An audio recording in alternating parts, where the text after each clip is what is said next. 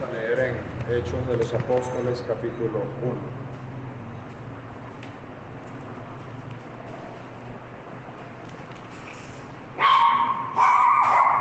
La Biblia no revela explícitamente cuál es el lugar del destino eterno de hombres tan malos en la escena de la cruz como Caifás, como Pilato. Suponemos que se perdieron, pero la Biblia sí habla del lugar eterno de Judas Iscariote. Vamos a leer en Hechos capítulo 1, versículo 16. Varones hermanos, era necesario que se cumpliese la escritura en que el Espíritu Santo habló antes por boca de David acerca de Judas, que fue guía de los que prendieron a Jesús, y era contado con nosotros y tenía parte en este ministerio. Este, pues, con el salario de su iniquidad, adquirió un campo y cayendo de cabeza, se reventó por la mitad, y todas sus entrañas se derramaron.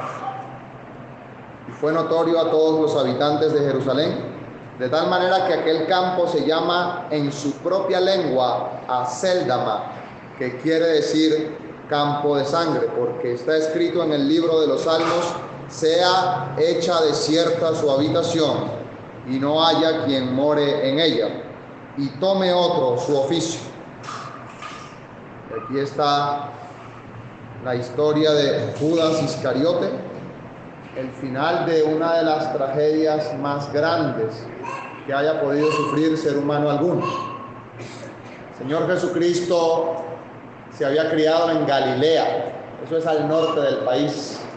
Había crecido en una aldea llamada Nazaret, y cuando inicia su ministerio terrenal se traslada a la capital administrativa de Galilea, Capernaum, y 11 de sus 12 discípulos son galileos, pero hay uno que es judío, de la región del sur, de Judea, de la ciudad o del pueblo de Queriot. El Señor Jesucristo va a llamar a uno llamado Judas. Y Judas era un hombre común en esa época, tanto que de 12 hombres hay 2 que se llaman Judas. Recordamos a Judas Tadeo y a Judas Iscariote. Mientras que Judas Tadeo tenía familia en medio de los 12 apóstoles, Judas Iscariote, él sí podía decir con plena seguridad que él había dejado su tierra, su casa, su familia por seguir al Señor Jesucristo. Los demás discípulos tenían a su familia allí cerca en Betsaida, bien cerca en Capernaum, no habían ido muy lejos, estaban en Galilea. Si había uno que venía de otra región, que aparte tenía otro idioma, era este hombre, Judas Iscariote. Si nosotros podríamos comparar la salvación en función a lo que se hace y lo que se deja, Judas Iscariote había dejado más que el resto de los otros apóstoles. Pero ahora había un inconveniente en el corazón de Judas Iscariote. Él nunca va a llamarle Señor a Cristo. Mientras van a decir los demás, Señor, seré yo, cuando el Señor anuncia la traición, él va a responder, Maestro, seré yo. Él consideraba al Señor Jesucristo como un maestro, pero nunca como su propio Señor. ¿Sabe, amigo? Aquí está un cuadro de una persona que se pierde. Una persona que se pierde no es aquella que va a blasfemar del nombre de Cristo. Quizás lo vaya a reconocer como maestro. Quizás le vaya a tener respeto a su autoridad, a su investidura, a sus enseñanzas. Es el maestro, pero nunca le reconoce como Señor. Hay una falla en el corazón de Judas. ¿Qué habrá pasado por la mente de aquel hombre? Quizás emocionado por ver que una vez más un hombre se levanta de en medio del pueblo de Dios, a ver si de pronto este es el libertador, el Mesías que Dios ha prometido. Solo Babel en la antigüedad cumplía mucho con el perfil del Mesías, pero no era. En los años de silencio, aquel Judas Macabeo cumplía mucho con ese perfil, pero no era el Mesías. La palabra de Dios va a hablar de un tal Teudas, que cumple mucho con el perfil de Cristo, pero no era. Ellos estaban esperando a un Mesías libertador, a uno que los liberara del yugo opresor del imperio romano en donde se encontraban subordinados. Y eso es lo que esperaba Judas Iscariote de Jesús de Nazaret. Jesús de Nazaret se va a levantar y va a empezar su ministerio de una manera muy activa. Él va a hacer un azote de cuerdas y se va a presentar en el templo y va a levantar mucho ruido en el templo. Si esa persona está dispuesta a empezar su ministerio terrenal de esa manera, posiblemente este es de quien estamos esperando, el libertador que nos dé la plena libertad del imperio opresor romano que invade la tierra prometida. Pero ahora Judas se va a ir desencantando a lo largo del ministerio del Señor Jesús. Cuando el Señor Jesús dice que el reino de los cielos se ha acercado, ¿cómo es eso que se ha acercado? ¿No se supone que ya llegó? Judas Iscariote va a entrar en disyuntiva en que este Mesías prometido no es el libertador que él está esperando. Él quizás, como los esenios, quería sacar la espada y ver cómo se puede eliminar al imperio de turno. Pero Cristo no está haciendo eso. Cuando le preguntan por el impuesto, Cristo dice: dad al César lo que es del César. Ya va, este no es el Mesías que yo estoy esperando. Esta no es la persona que yo quiero para la independencia del país. Y Judas no se está dando cuenta que el gran problema de la vida del ser humano no es el gobierno que está puesto sobre autoridad, sobre las personas. El problema del ser humano es que hay pecado en el corazón.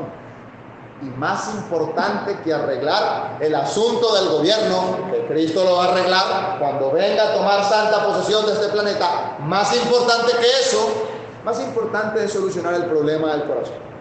Porque podemos tener el mejor gobierno de todos, pero si eso no cambia el corazón, no sirve de nada.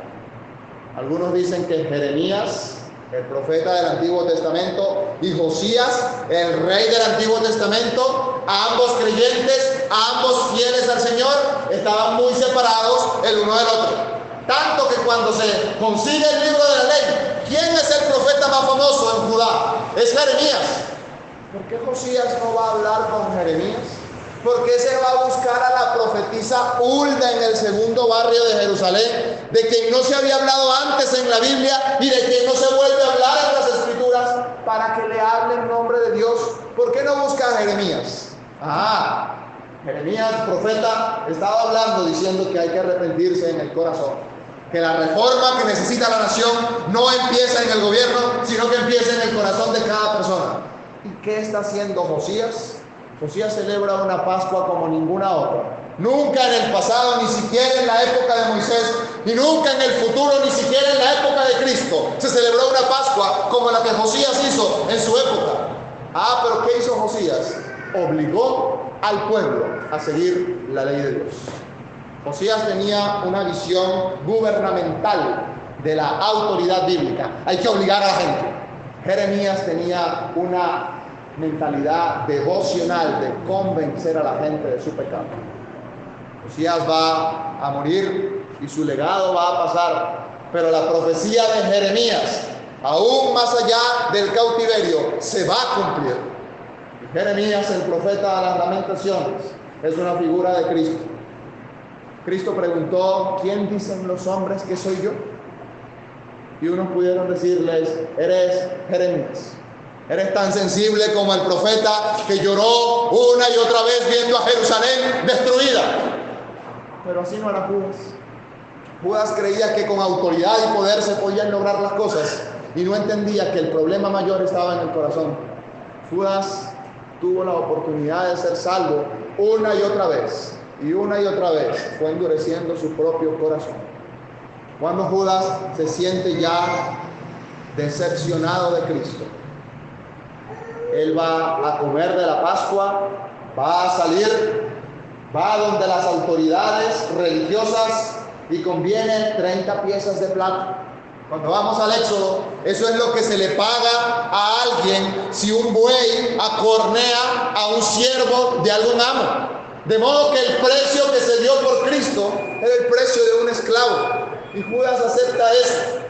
Pero mire, amigo, queremos decirle, Judas, entendiendo la traición, entendiendo el mal que ha hecho, Judas devuelve arrepentido las piezas de plata. Y mire, si hay algo que yo encuentro en la Biblia, en el Evangelio de Mateo, es que Judas se arrepintió, lo dice la palabra de Dios. Pero mire, amigo, arrepentimiento sin fe en Jesucristo no produce salvación. Si usted se arrepiente de su pecado, se conmueve en su corazón, pero busca en la religión alguna solución al problema del pecado, queremos decirle, amigo, no hay nada que hacer, está perdido. No hay ninguna salvación de esa manera. Judas va a las autoridades religiosas y quizás podríamos pensar con temblor, con terror en el alma, he pecado entregando sangre inocente. Y ellos le dicen con tanta indiferencia, allá tú, que nos importa a nosotros. Y Judas va a tirar las piezas de plata y Judas se va a ir de ese lugar. ¿Qué hubiese pasado si Judas, saliendo de ese lugar, corre a la cruz del Calvario? Corre a donde estaba el Señor clavado en el madero, dando su vida por el pecador. Judas hubiese sido salvo. Si Judas, arrepentido, con ese arrepentimiento que sentía, va a la cruz, Judas se salva por la gracia del Señor, porque la salvación no es por obra, para que nadie se gloríe. La salvación es solo por fe en Cristo Jesús. Y en medio de su remordimiento y en medio de su pesar, por un lado, las autoridades religiosas van a comprar un lugar para sepultura de los extranjeros. Pero paralelo a la compra y a la transacción que están haciendo las autoridades religiosas, paralelo, quiero que vean otro cuadro, Cristo derramando su sangre en la cruz en el Calvario. Está Judas buscando una soga para ahorcarse. Y Judas, buscando una soga para ahorcarse, consigue un árbol. Y en ese árbol se va a colgar. Y mientras Cristo está muriendo en el madero de la cruz por mi pecado, Judas se está ahorcando en ese otro madero por su propio pecado, por su propia maldad. Judas se ahorca en ese lugar. Y yo no sé en qué momento muere, pero dice la palabra de Dios que estando ahorcado, allá tendido en ese árbol, se cae el cuerpo de Judas. Y cayéndose el cuerpo de Judas, se revienta por la mitad y todas las entrañas quedan expuestas. El apóstol Pedro va a decir que se va a su propio lugar. El Hijo de Dios dijo, bueno le fuera a ese hombre no haber nacido. Uno de los 12. ¿Qué si se hubiese arrepentido? Allá en la Nueva Jerusalén están los nombres de los 12 apóstoles del Cordero y hay un nombre Judas, pero no es el Iscariote. Judas Iscariote pudo ocupar el puesto número 12. Y a veces me pregunto, ¿quién es el 12? ¿Será Matías según esta elección de Hechos 1? ¿Será Pablo según la conversión en Hechos 9? La verdad es que pudo haber sido Judas Iscariote, pero ese nombre ha quedado borrado. Dice el libro de los Salmos que la memoria de los impíos será perdida, será maldita. Borraste el nombre de los impíos eternamente y para siempre. Tan cerca del cielo, tan hundido en el infierno. Queremos decirle, amigo, el infierno tiene grados de castigo. Si Pilato, como hemos escuchado, se perdió, el grado de castigo de Pilato es importante, porque tuvo de frente al Hijo de Dios y quiso lavarse las manos, quitándose toda responsabilidad. Pero él es responsable de haber entregado a la muerte al Salvador del mundo. Si Caifás se perdió, Caifás, que era el sumo sacerdote de la nación, el que pasaba al lugar santísimo una vez al año, ese hombre tiene mayor condenación. Lo dice el Señor Jesucristo. Tenía mayor pecado que Pilato. Si Caín, y creemos que se perdió, está en la condenación, Caín está en una condición de pecado mucho más grave que otros, porque habiendo hablado con Dios, estuvo dispuesto a despreciarlo y a seguir el rumbo de su propio corazón.